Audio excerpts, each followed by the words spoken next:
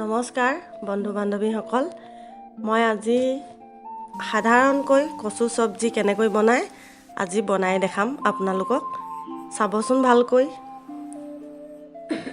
এতিয়া মই কচুখিনি ল'লোঁ, তাৰপিছত ধনিয়া, বিলাহী, জলকীয়া আৰু আদা অলপ কাটিছোঁ, বেছি নহয়।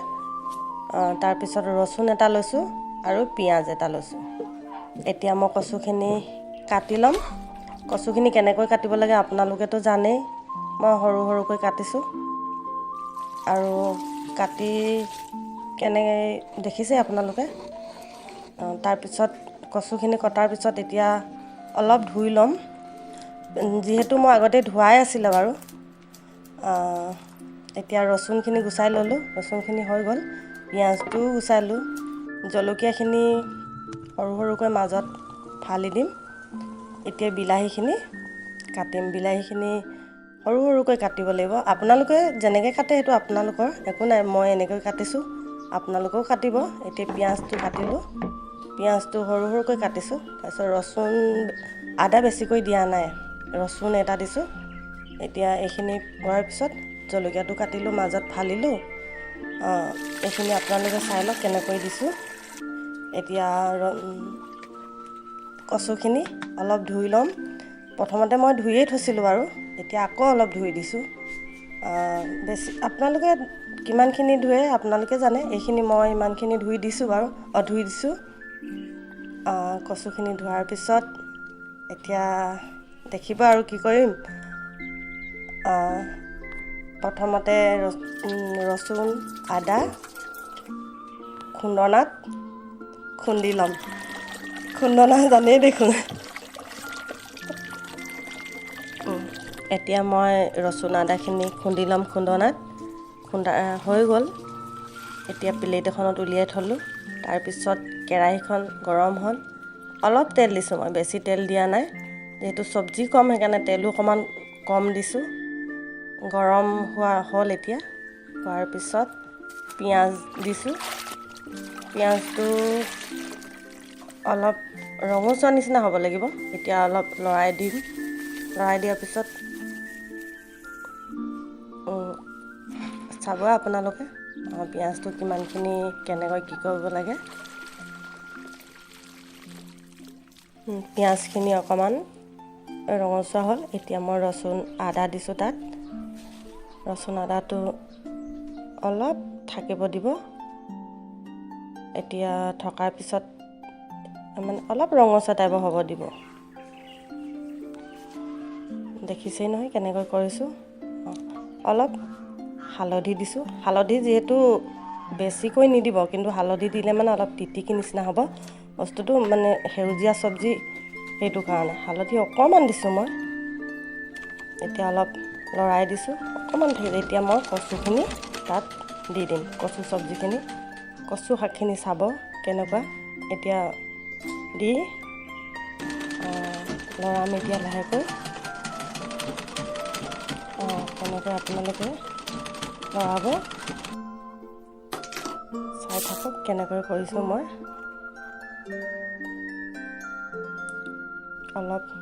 অলপ দেৰি লৰাব।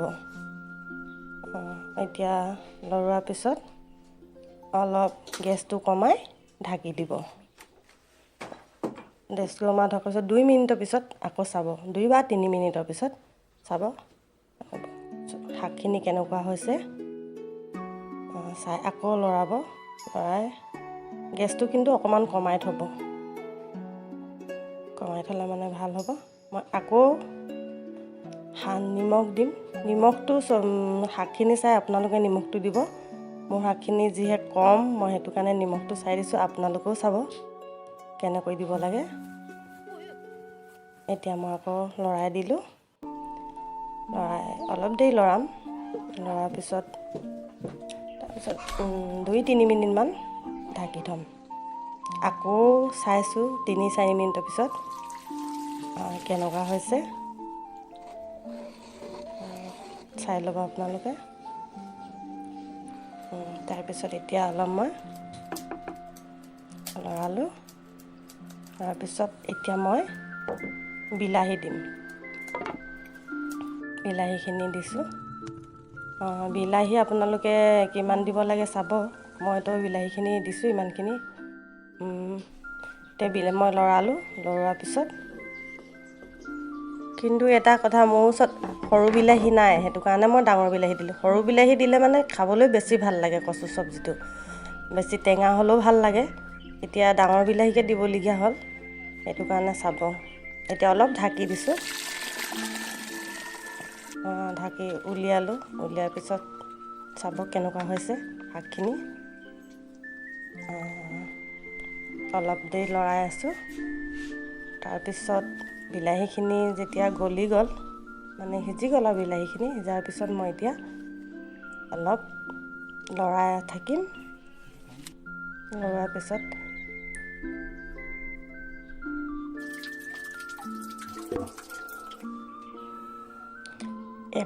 সৰু বাতি এটাত মই পানী দিম।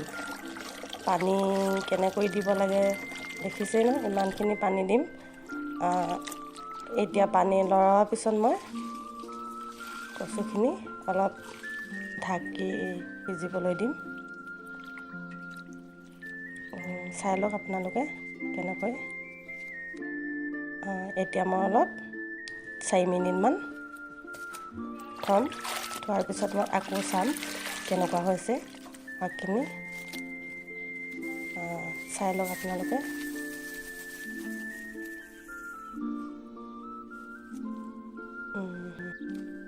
এতিয়া মই 2 মিনিটমান লৰাই থাকিম। অলপ গোটা গোটা বিলাহীটো হৈ আছে, ভাঙি দিম। চাই থাকক আপোনালোকে। তাৰপিছত অলপ ঢাকি দিছোঁ। ঢকাৰ পিছত আকৌ চাইছোঁ কেনেকুৱা হৈছে।